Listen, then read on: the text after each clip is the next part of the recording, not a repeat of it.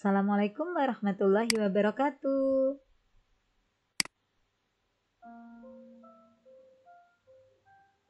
Jangan lupa ya untuk di like dan subscribe. Oke, kali ini kita akan belajar tentang Matematika kelas 4 semester 2, yaitu tentang statistika atau pengolahan data. Nah, apa sih statistika sendiri itu? Statistika sendiri itu adalah pengolahan data ya. Kalau untuk di SD, terutama di kelas 4, yang kita pelajari yang pertama adalah membaca data dalam bentuk tabel. Yang kedua, membaca data dalam bentuk diagram batang. Yang ketiga, menyajikan data dalam bentuk tabel. Yang keempat, menyajikan data dalam bentuk diagram batang. Nah, keempat inilah nanti yang akan kita pelajari tentang statistika di kelas 4. Oke, bagaimana sekarang membaca data dalam bentuk tabel? Nah, sebelumnya kita harus tahu, tabel adalah daftar yang berisi sejumlah data atau informasi yang biasanya berupa kata-kata maupun bilangan yang tersusun dengan garis pembatas. Seperti apa ya? Seperti ini contohnya. Misalkan berikut ini berat badan siswa kelas 4 yang disajikan dalam bentuk tabel. Nah, inilah yang disebut dengan tabel. Dari tabel ini kita bisa membacanya bahwa berat badannya 28 ada 1 siswa. Berat badan 29 ada 2 siswa. Berat badan yang 30 kg ada 3 siswa. Dan seterusnya. Nah, untuk bisa membaca data dalam bentuk tabel ini, coba yuk dijawab yang pertama. Berdasarkan tabel tersebut, berapa siswa yang memiliki berat badan 33 kg ya? Yuk kita lihat ada berapa siswa? 3, benar nggak ya? Oke, jadi jawabannya ada 3 siswa. Kemudian yang kedua, berapa kilogram siswa kelas 4 yang paling berat?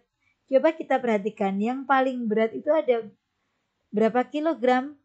Iya, betul sekali, ada yaitu 40 kg. Pertanyaan yang ketiga, berapa siswa yang memiliki berat badan kurang dari 30? Yuk kita lihat, berat badan kurang dari 30 adalah berat badan 28 kg dan berat badan 29 kg. Jadi ada berapa ya kalau dijumlahkan? Ada 3 siswa. Oke, pertanyaan yang keempat, berapakah berat badan paling banyak di kelas 4? Kita lihat dari tabel ini. Berapa ya berat badan yang paling banyak di kelas 4 ini? Yaitu berapa? Ya 38 kg, yaitu ada 5 siswa. Betul ya. Kemudian yang kelima, berat badan berapa saja yang hanya satu siswa? Yang hanya ada satu siswa yaitu 28 kg, kemudian 34 kg, dan 36 kg.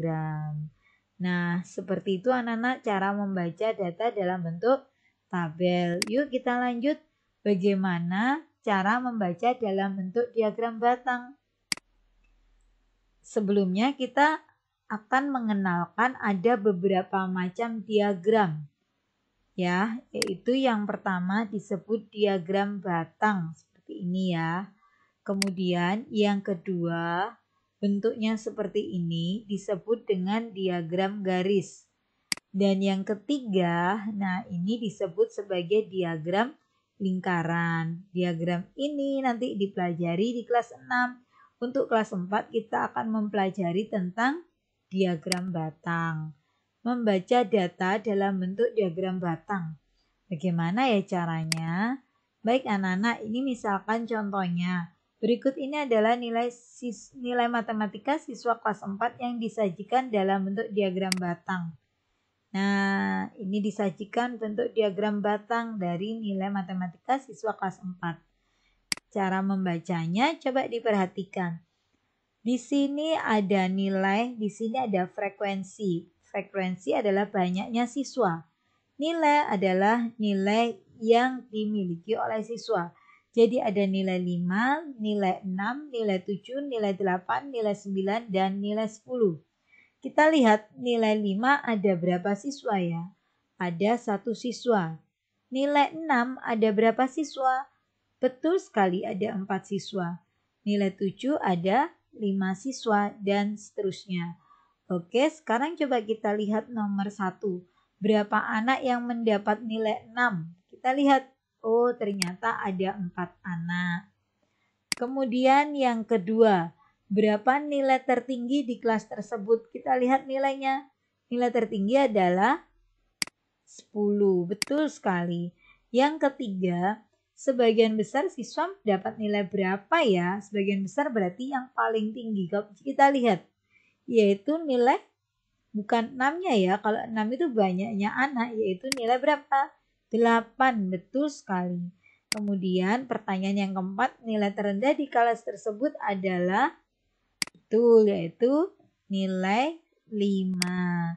Yang kelima, banyak siswa yang mendapat nilai di atas 7 adalah, di atas 7 berarti 7 ikut enggak ya? Tidak, dimulai dari 8, 9, dan 10.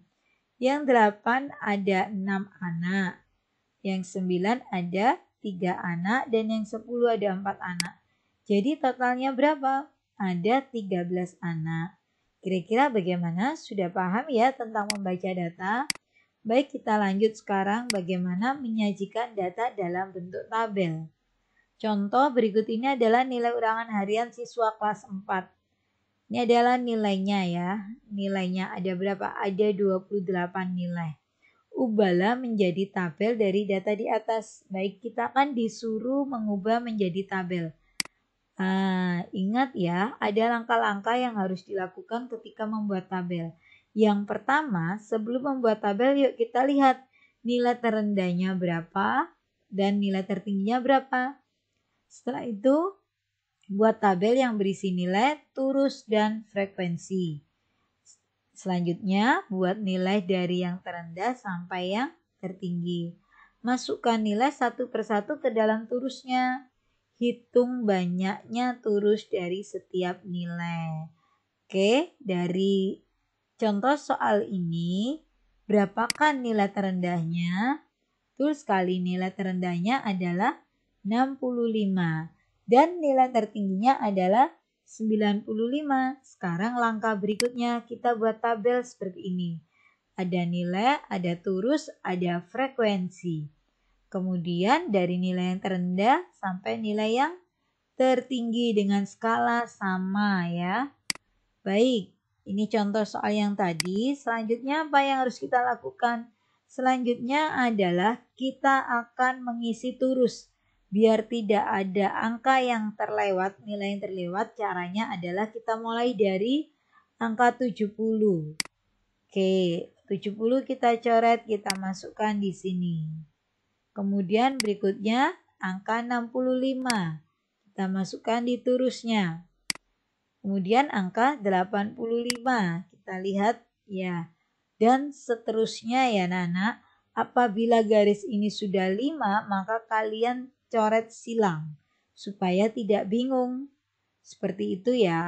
Nah, setelah selesai semuanya sampai habis, sampai angka 90 yang paling bawah, maka akan kita dapat nilai seperti ini.